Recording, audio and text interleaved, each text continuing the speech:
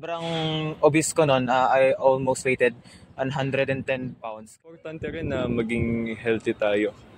Physical, mapa-physical man and mental.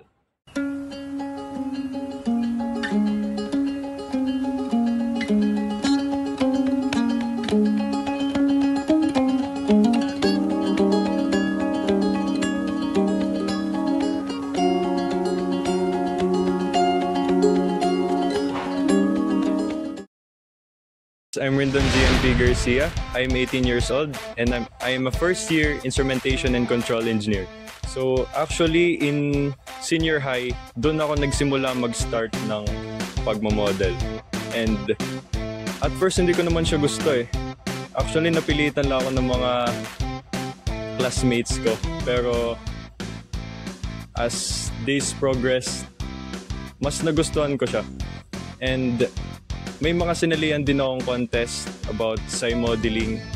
So, in grade 11, sumali ako sa ASMEPS SAI modeling competition wherein nakakuha ako ng second place. And in grade 12, nag-compete ulit ako sa ASMEPS Nationals competition and nag-champion ako. And this college, sumali ako sa Mr. and Miss Froshy and naka-third runner-up naman ako. So, yun lang. To know more about your physical self, how do you maintain your fitness? I maintain my fitness by going to the gym regularly, every day. How do you value your physicality or physical self? Well, I value my physicality or physical self by taking care of my body, mainly by engaging in sporty activities like going to the gym and playing basketball. Do you think your physical self embodies you as a person? My physical self embodies me as a person because every day I'm taking care of myself, and I know that if I am taking care of myself, I can also consider myself as a healthy individual. And importante rin na maging healthy tayo. Physical, mapa-physical man and mental.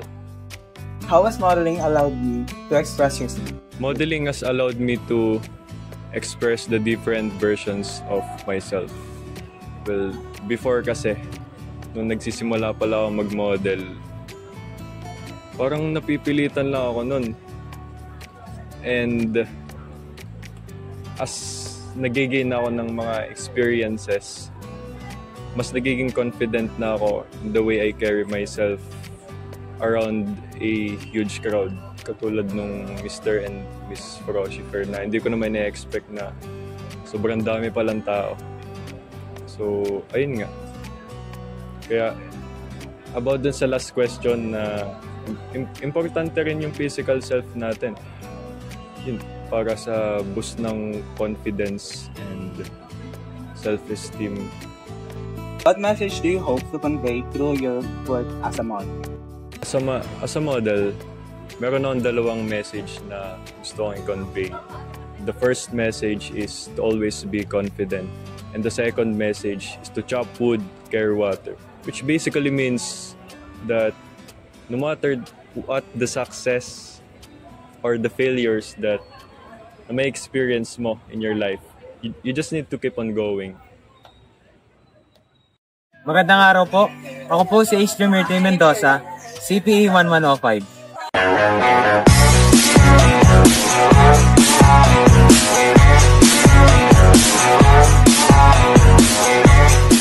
How did you start going to the gym? It was year 2021. I was almost bedridden na nun since sobrang obese ko nun. I almost weighted 110 pounds. Kaya parang naawa na ako nun sa sarili ko. Kaya nag-iisip talaga ako nun, I need to find a way to to get back up. And ano nga yun, may nag-recommend sa akin, why don't I try to go to fitness daw.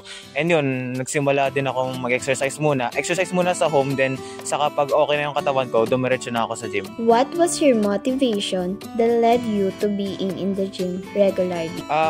First was insecurities kasi nga po, since nga po back then, I was not in a great shape and parang na-insecure ako sa mga ibang tao na may magandang physique. And siguro po second is yung parang affectionate towards others, since may mga nagsasabi sa akin na ina-idolize daw nila po ako. Di yun, para I want to keep it up para man lang meron sila magsilbing role model para sa kanilang journey din, hindi lang din para sa akin. I don't want to keep it for myself. I also want to share my abilities and blessings to others po. How has going to the gym affected your body?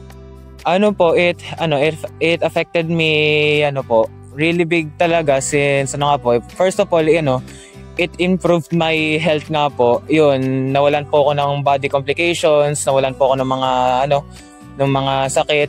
Usually dati lagi po akong hypertensive po rin kasi ako mataas pong tumaas ang blood pressure ko po. Nung nagsimula po ako nag-gym, na-maintain ko na po blood pressure ko, hindi na ako laging nananakit ng ulo or nai-stress. Nakatulong din siya sa mental health ko, since sa gym, doon ako mostly naglalabas din ng stress through lifting weights doon, in other times parang nanggigigil ako doon sa gym, doon ko nalalabas lahat ng galit ko. Pati rin sa sa self-esteem ko, siguro sa pakikipagsamahan, nag-improve yung pakikipag-socialize ko, since there's a culture in gym na kahit hindi mo kilala yung tao, magiging ka-close mo siya kasi nga lagi kayo nagtutulungan dun magbuhat. Ayun. What motivates you to maintain your fitness routine? Ang motivation ko is siya, kung nasimulan ko na, bakit ko ititigil? Like ganon. Di yun, nasimulan ko na ba't naman parang ang pointless kung titigil na ako. Di yun, kasi nga may results na, bakit parang gusto ko ba bumalik ba ako sa dati kong state? That's a big no sa akin. Kaya yun, since may may mga rewards na, may mga signs na yung hard work ko ay nagput na, yun, ang pinaka main reason ko is kasi may nasimulan na ako, bakit pa ako titigil? Ayun. After working out in the gym, how does it make you feel physically and mentally? Physically, after working out, generally talagang nakakapagod siya, since you exert energy and pati sa physically, masakit siya sa katawan. Hindi maiwasan yung mga injuries, mga complications sa katawan, minsan worst case scenarios, tinatrangkaso ka, nilalagnat ka, nagkakabali ka. Pero worst case lang naman yun. Pero for me, na-experience ko din yun. So physically, masakit siya sa katawan, pero may reward siya, since sa pag-workout mo, parang nagre-recover muscle mo into more stronger version of it. Nag-grow siya, kumbaga. Masakit na may reward, ganun. Sa mental naman, ayun nga, I've said earlier na it helped me to release stress and nag-open din ako sa mga new friendships, and ayun, I found new friends, I found new hobbies din because of punta sa gym. Ayun. What challenges do you face in the fitness journey and how do you overcome them? Challenges, first of all, is time management. Kahit kasi nung high school, especially nung senior high, nakakaranas na rin kami ng super hectic na schedules, and napakasikip ng namin nun, schedules. And I always try to find a way kung paano, kahit 1 hour lang or 30 minutes time of workout sa gym. First of all, yung time management.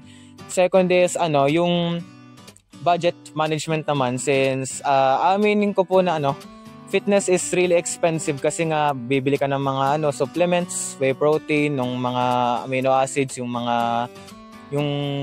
different equipments, mga belts, sa mga strap, mga strap.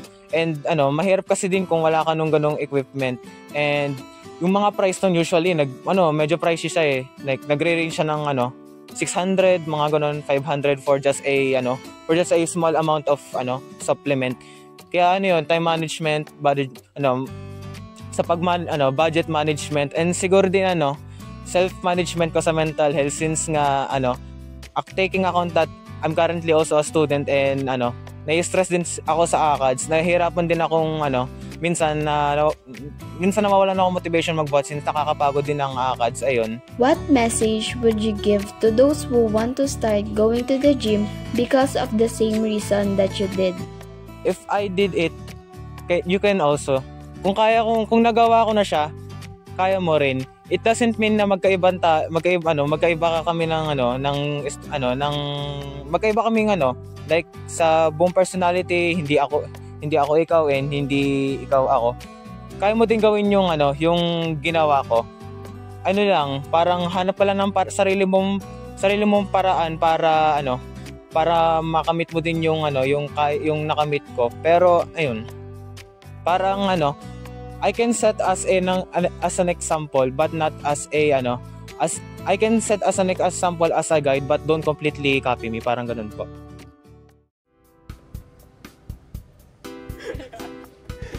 Hindi ko alam kung i-stop ko na or tutuloy ko. Tingin sa paligid, kunwari. Tingin sa kabila. Tingin dito. Ngiti.